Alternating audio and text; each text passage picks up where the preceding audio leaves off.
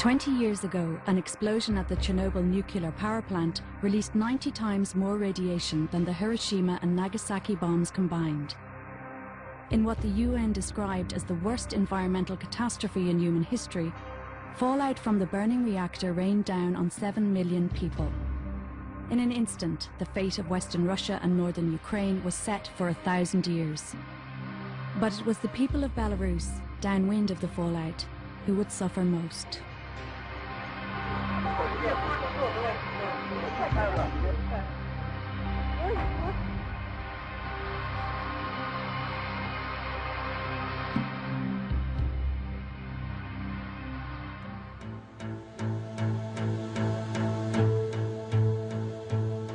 The human and environmental consequences will be with the people for generations to come. You know, we're 20 years now after the explosion. The long-term implications are quite serious for 7 million people in that region.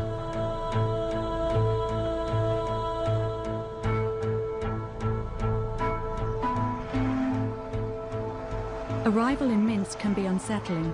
In many ways, time has stood still in Belarus since the breakup of the Soviet Union. As cameras are impounded while paperwork is checked and double-checked, it's clear that while the Soviet apparatus may be gone, the old restrictions are still in force. Any chance of post-Soviet autonomy for Belarus died in 1986. Today, life in the capital, Minsk, several hundred kilometers north of Chernobyl, is relatively normal and radiation-free. But it's not just distance that separates the north from the poisoned south. For 2 decades, the state has been supporting millions of citizens affected by Chernobyl. It's a huge burden for a country already robbed of its future, and Belarus is eager to move on.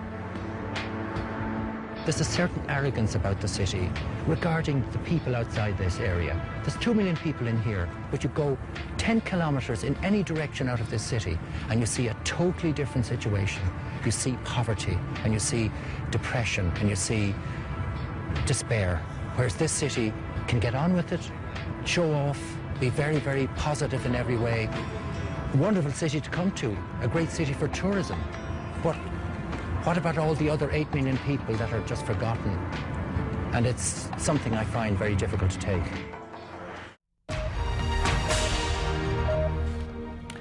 The former Soviet Republic of Belarus has become politically isolated and has experienced economic decline since it achieved independence back in 1991.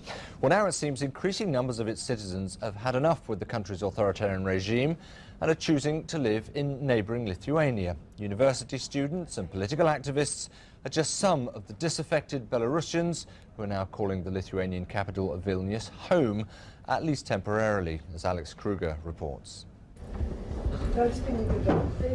This is the library of a university in exile. The European Humanities University was closed down by the Belarusian authorities 2 years ago. It moved here to Vilnius, leaving many of its books behind, but taking its students with it.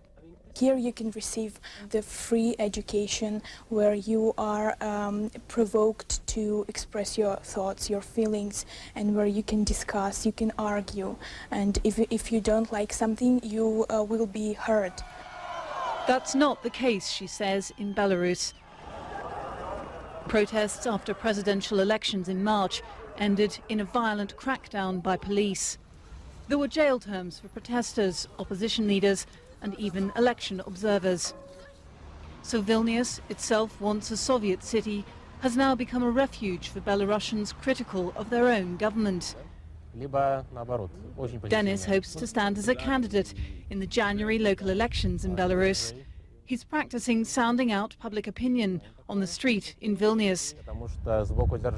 If he tried to do this at home, he says, he'd be harassed by the authorities. The main opposition leaders are also here, getting the results of an opinion poll from an American political institute. They were searched at the border on their way to Vilnius.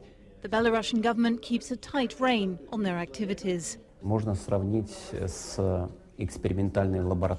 Belarus is like an experimental laboratory where 10 million people are being kept in an ideology of totalitarianism and populism. The president of Belarus freely calls himself an authoritarian, and Belarus is in no mood to listen to lectures from Europe on democracy and human rights. We are seeking for the relations based on principles of equality, non-interference, non-pressing. We would never accept the policy of punishing, the policy of pushing. This is the eastern edge of the EU. Across the border lies Belarus. Its critics call it the last dictatorship in Europe. That's not just mudslinging. The West has a vested interest in spreading its values and in making its neighbour a more open, democratic place. Alex Kruger, BBC News, Lithuania. Dozens of people have been arrested following a protest on Independence Day in Belarus. The demonstration, organised on social networking sites, called for people unhappy with President Alexander Lukashenko to show up in the capital Minsk and join the protest. But police fired tear gas on those who gathered and even beat up some demonstrators. Opposition politician Stanislav Shushkevich is claiming the authorities attempted to disrupt the protests by holding him overnight as he attempted to reach Minsk from Lithuania. The protesters had been hoping to disrupt Independence Day, commemorating the end of Nazi occupation in 1944. Celebrations included marches, bands and a display of military equipment. In his address to the crowds, Lukashenko claimed attempts were being made to overthrow him. Crackdowns intensified when there were protests claiming the 2010 general election was rigged. His authoritarianism has led to international sanctions.